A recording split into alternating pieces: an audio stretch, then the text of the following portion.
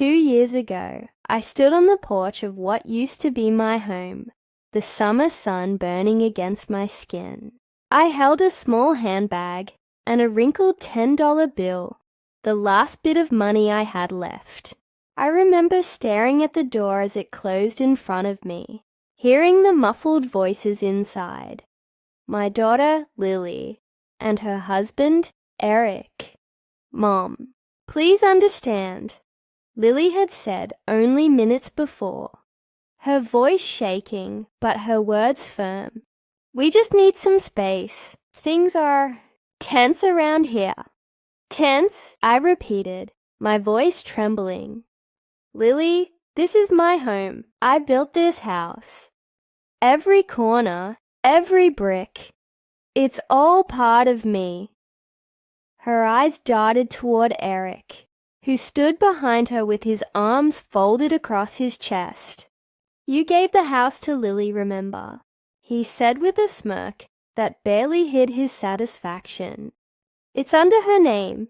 Legally, it's hers now. I had done that 5 years earlier, believing it was a smart decision. Lily had insisted it was for safety reasons, to protect the house from taxes and paperwork after her father died. I had trusted her, just like any mother would trust her child. Now that same trust was being used to throw me out. "Eric," I said, looking him straight in the eye, "I've lived here for 30 years. I raised Lily in this house. Don't you think?" He cut me off. "We've already made up our minds, Margaret. It's what's best for everyone.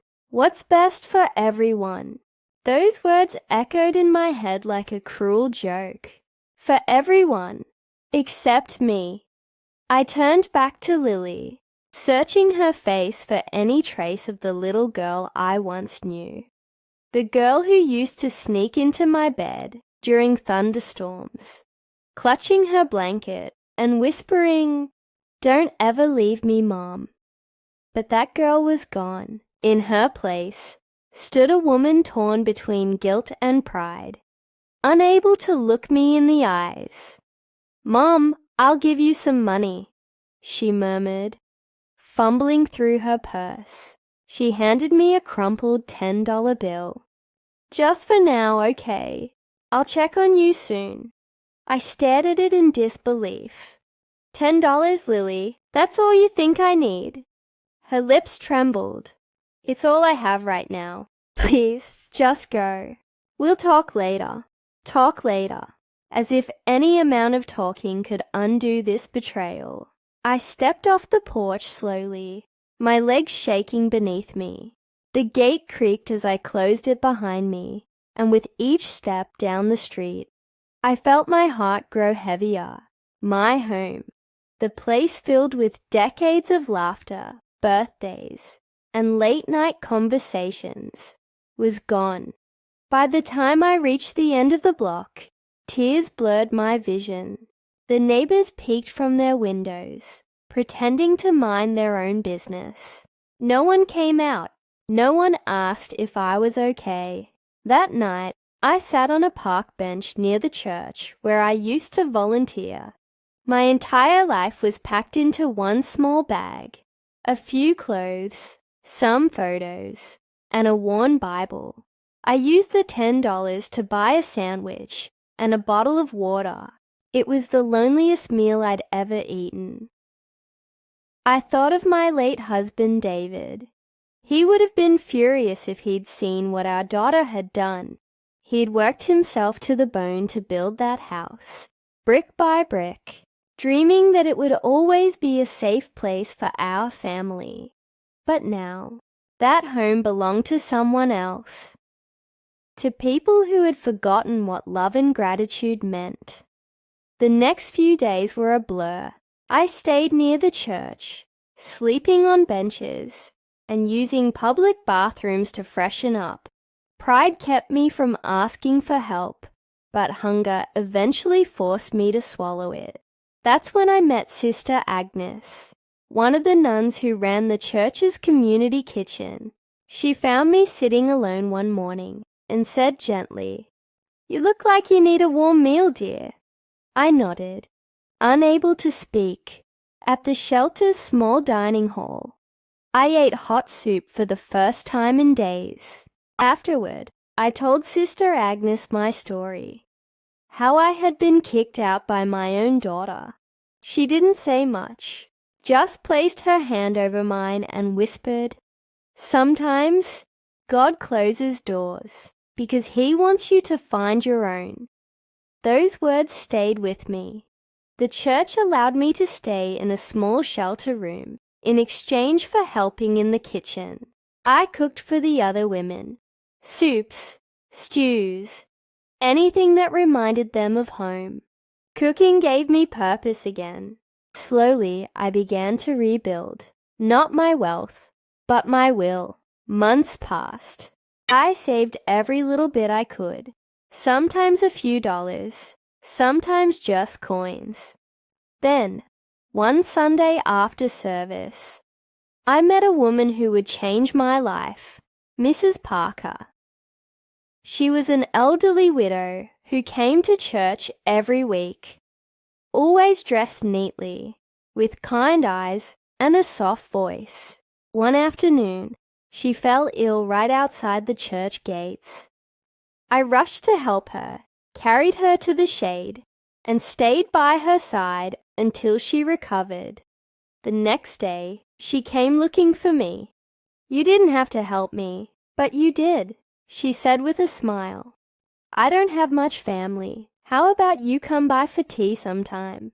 Her house was an old white 2-story cottage, beautiful but worn down by time.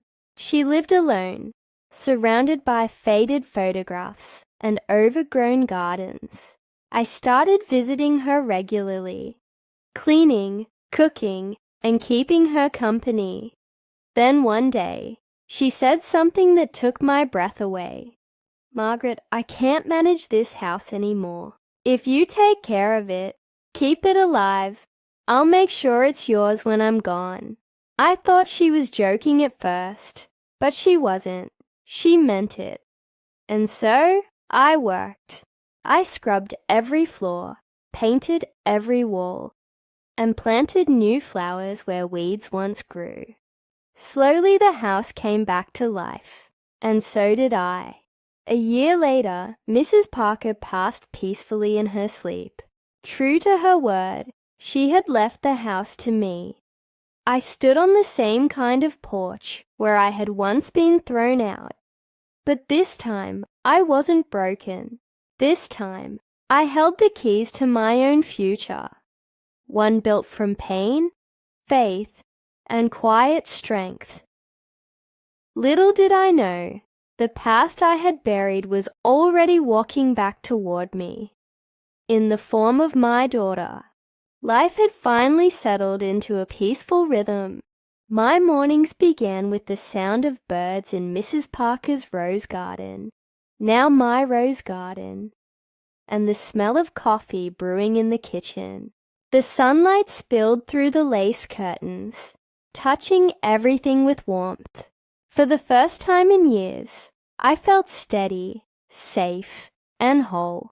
I had turned the old white cottage into a cozy home, not luxurious, but filled with life. The creaky floors and faded wallpapers had become familiar friends.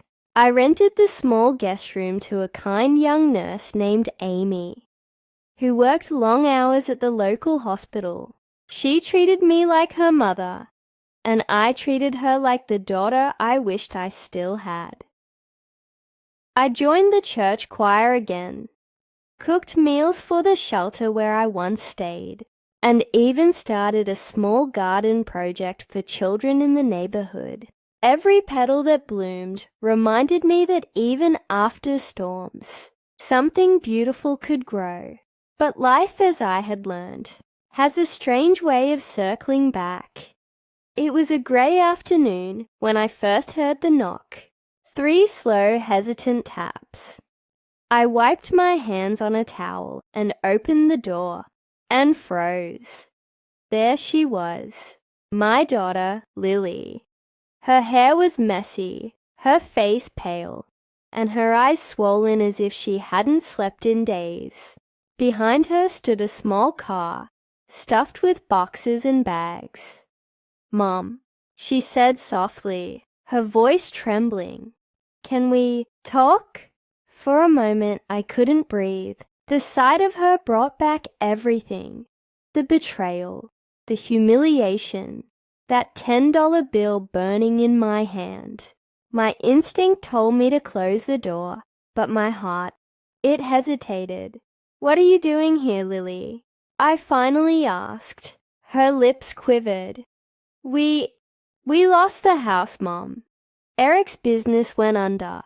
The bank took everything.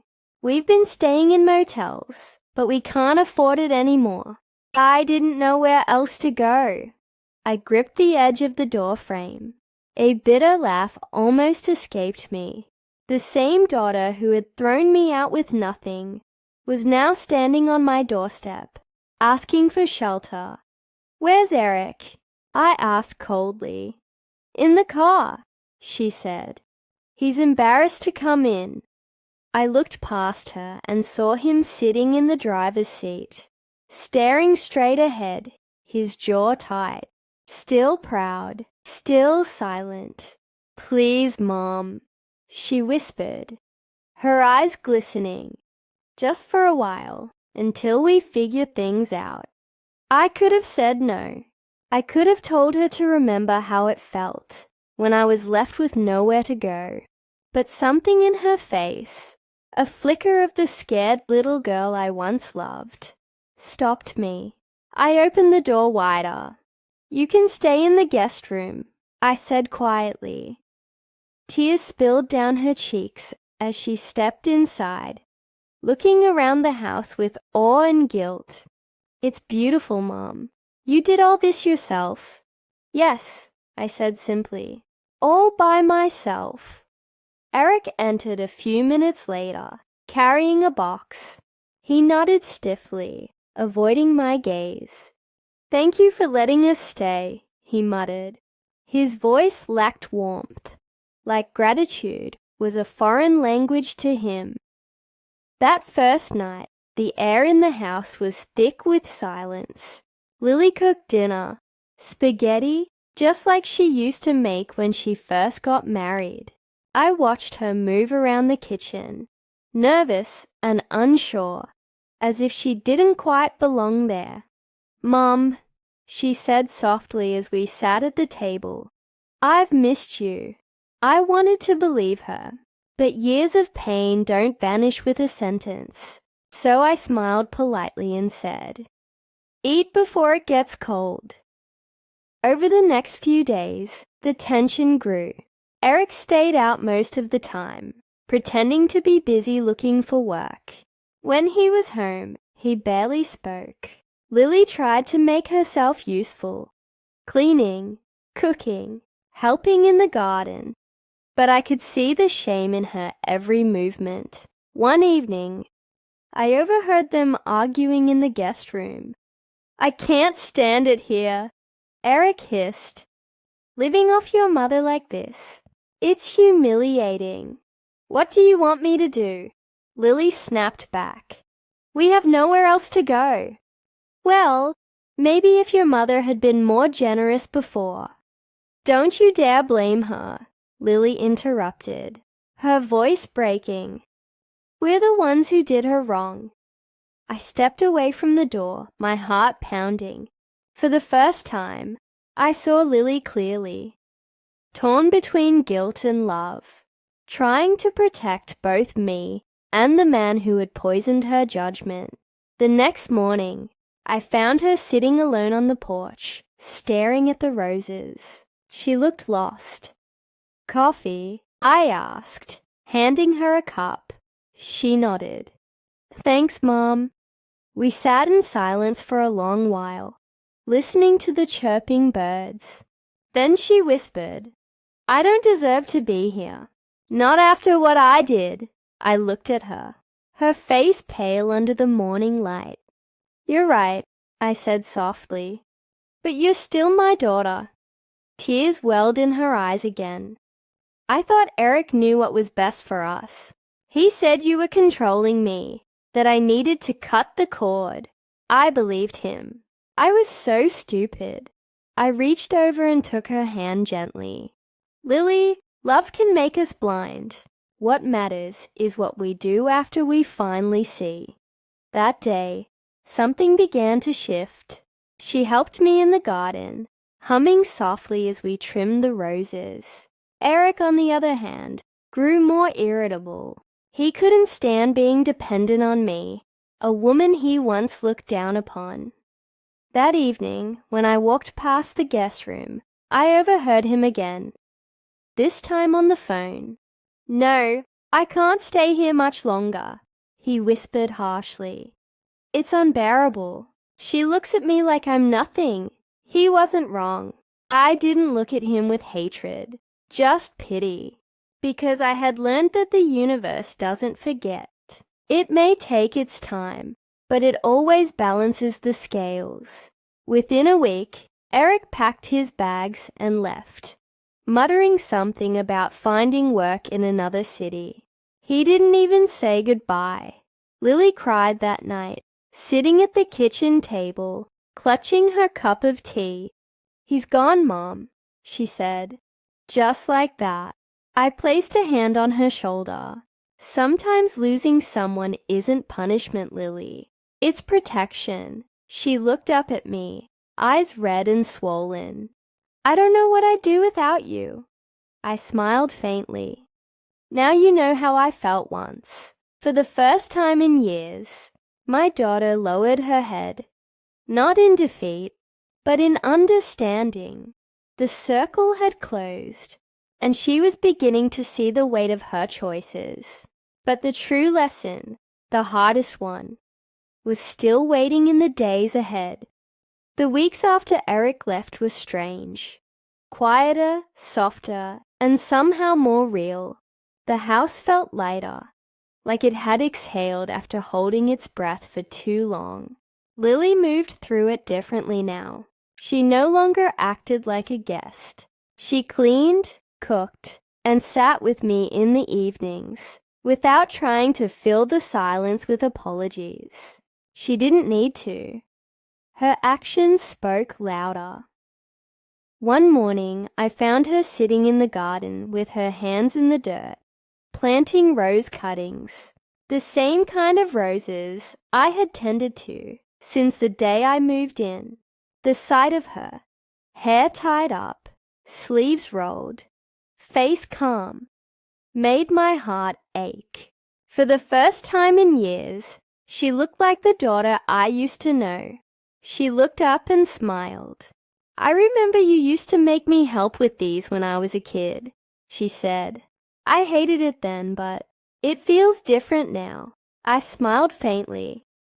"Back then, you just wanted the pretty flowers without the thorns."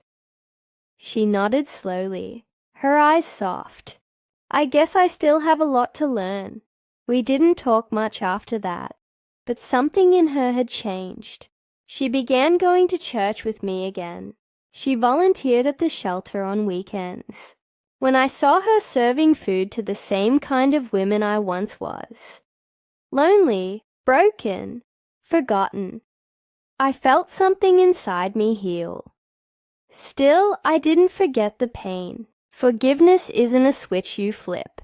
It's a choice you make over and over again until it starts to feel natural. Some nights, when I lay in bed, I still heard her voice in my head. "Mom, I think it's best if you leave." But then I'd remember the voice that followed, trembling and full of regret. "Please, Mom, just for a while. We have nowhere else." Time has a strange way of softening edges without erasing the shape of things. Lily started looking for work again. She'd been a teacher before Eric convinced her to quit and focus on the home. Now she sent out applications every morning, sometimes coming home with small smiles. One afternoon, she burst through the door with shining eyes. "Mom, I got a job," she said, her voice trembling with joy. "It's not much, but it's a start. A teaching position at the community school." I hugged her tightly. "That's wonderful. Lily, I'm proud of you." She leaned into me like she used to when she was little, and for a moment, all the hurt between us faded. That night, as we ate dinner, she looked around the kitchen, the old wooden counters, the ceramic jars, the candles I lit every evening. "You made this house so warm, Mom," she said softly. "When I first came here, I felt like an intruder, but now it feels like home." "It is home," I said, setting down my fork. "But remember, Lily, I built this from nothing. I know what it feels like to lose everything. That's why I never take it for granted." Her expression grew serious. "I understand that now. When Eric and I lost the house, I thought I'd die from the shame. But that wasn't punishment. It was a wake-up call." She looked up at me, eyes shimmering. "I'm sorry, Mom, for everything, for listening to him, for choosing pride over love." My throat tightened. I reached out and covered her hand with mine. "We all make choices we regret, Lily. What matters is what we do after." Tears rolled down her cheeks. "You don't have to forgive me. I just needed to say it." I squeezed her hand gently. "Forgiveness isn't something you ask for, dear. It's something you live for." After that night, things began to shift. Lily paid small rent for the guest room, insisting on it. She helped with groceries, mowed the lawn, even started tutoring neighborhood kids for free. The house buzzed with life again. Laughter, shared meals, late-night tea on the porch. Months passed, and I could see her confidence return. The timid, broken woman who had arrived on my doorstep was gone. In her place stood someone stronger, humbled by hardship, but wiser for it. Then one day she came to me, holding an envelope. "Mom, I found a small apartment near the school. I think it's time." I nodded, my heart both proud and heavy. "You're ready," I said. She hesitated. "Are you sure you'll be okay alone?" I smiled. "I was alone before, remember? I'll be fine. And besides, this house was never meant to hold bitterness, only love." Tears welled in her eyes again. She hugged me tight, whispering, "I'll never forget what you did for me, Mom, or what I did to you." "Just promise me one thing," I said softly. "Never value walls more than hearts. A house can fall, but love, that's what truly makes a home." When she finally drove away, I stood at the gate, watching her taillights fade into the horizon. The same gate she had walked through 2 years ago, leaving me behind with nothing but $10 and a broken heart. Now it was different. She left not in anger, but in peace. That evening, I sat on the porch as the sun dipped low, painting the sky in shades of gold and rose. The roses Lily had planted that morning swayed gently in the breeze. I thought of everything that had happened, the pain, the loss, the long road to forgiveness. Sometimes I wondered why life had to break me before it made me whole again. But maybe that was the point. You can't truly appreciate warmth until you've known the cold. I picked up my cup of tea, looked at the house glowing in the sunset, and whispered, "Thank you, Mrs. Parker. You didn't just give me a house. You gave me a second chance." The wind rustled through the garden as if answering me, carrying the scent of roses across the porch. That night, I slept with a peaceful heart. No anger, no resentment, just gratitude. because life had come full circle. 2 years ago, my daughter kicked me out with $10 in my pocket. Today, she left my home with her dignity restored, and my heart finally at peace. And as I watched the stars appear outside my window, I realized something I wish I'd known long ago. Sometimes losing your home is the only way to find where you truly belong.